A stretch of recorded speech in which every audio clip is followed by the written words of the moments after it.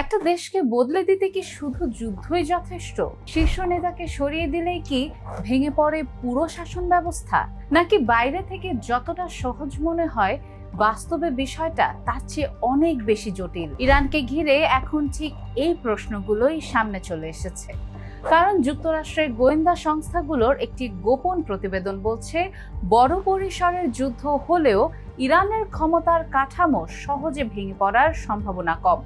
আর এই প্রতিবেদন সামনে আসতেই প্রশ্ন উঠেছে ডোনাল্ড ট্রাম্পের সেই দাবিকে ঘিরে, যেখানে তিনি বলেছিলেন ইরানের বর্তমান নেতৃত্ব সরিয়ে নিজের পছন্দের উত্তরসূরি বসানো সম্ভব।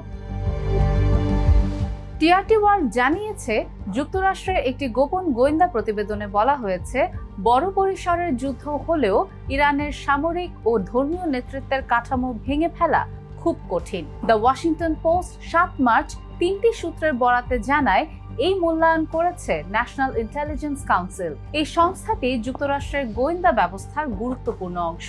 এখানে 18টি গোয়েন্দা সংস্থার জ্যেষ্ঠ বিশ্লেষকেরা একসঙ্গে কাজ করেন। তারা বিভিন্ন গোপন তথ্য বিশ্লেষণ করে সম্ভাব্য পরিস্থিতির মূল্যায়ন তৈরি করেন। প্রতিবেদনটি তৈরি করা হয়েছিল প্রায় 1 সপ্তাহ আগে, অর্থাৎ 28 ফেব্রুয়ারি যুক্তরাষ্ট্র ও ইসরায়েল ইরানের বিরুদ্ধে বড় হামলা শুরুর আগেই। সেখানে দেখা হয়েছে, যদি সীমিত হামলা বা বড় ধরনের আক্রমণে ইরানের নেতৃত্বকে সরাসরি টার্গেট করা হয়, তাহলে দেশটির ভেতরে কি ধরনের পরিবর্তন ঘটতে পারে।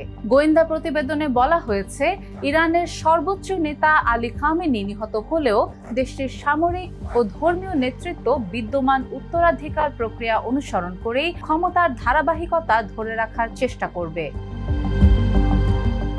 মানে হচ্ছে, শীর্ষ নেতৃত্বে আঘাত এলেও পুরো রাষ্ট্র কাঠামো হঠাৎ ভেঙে পড়বে এমনটা তারা দেখছে না। এখানেই দুর্বল হয়ে যায় ট্রাম্পের বক্তব্য।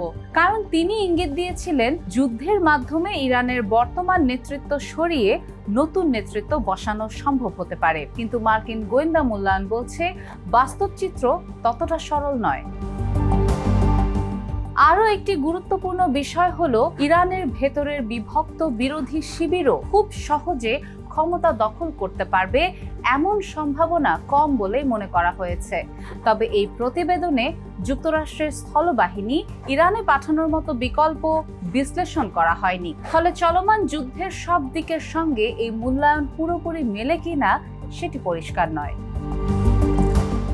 28 ফেব্রুয়ারি যুক্তরাষ্ট্র ও ইসরায়েলের হামলার পর থেকেই পুরো মধ্যপ্রাচ্যে উত্তেজনা বেড়ে গেছে। বিভিন্ন প্রতিবেদনে বলা হয়েছে, এতে 1000-এর বেশি মানুষ নিহত হয়েছেন। নিহতদের মধ্যে ইরানের শীর্ষ নেতা, স্কুল ছাত্রী এবং জ্যেষ্ঠ সামরিক কর্মকর্তারাও রয়েছেন। জবাবে ইরানও অঞ্চলের বিভিন্ন লক্ষ্যবস্তুতে পাল্টা হামলা চালিয়েছে। এসব হামলায় যুক্তরাষ্ট্রের ঘাঁটি, কূটনৈতিক স্থাপনা, সামরিক সদস্য এবং ইসরায়েলের একাধিক শহর টার্গেট হয়েছে। তাহলে এখন বড় প্রশ্ন হচ্ছে, যুদ্ধ কি সত্যি শাসন ব্যবস্থা বদলে দিতে পারে? মার্কিন গোয়েন্দাদের এই মূল্যায়ন বলছে, অন্তত ইরানের ক্ষেত্রে বিষয়টা শুধু সামরিক হামলার নয়। এখানে রাষ্ট্রের ভেতরের কাঠামো, উত্তরাধিকার প্রক্রিয়া আর ক্ষমতার নেটওয়ার্ক সবকিছুই বড় ফ্যাক্টর। অর্থাৎ যুদ্ধ শুরু করা যত সহজ, কাঙ্ক্ষিত রাজনৈতিক ফলাফল পাওয়া ততটা সহজ হবে কিনা সেটা এখনো বড় প্রশ্ন হয়েই রয়ে গেছে।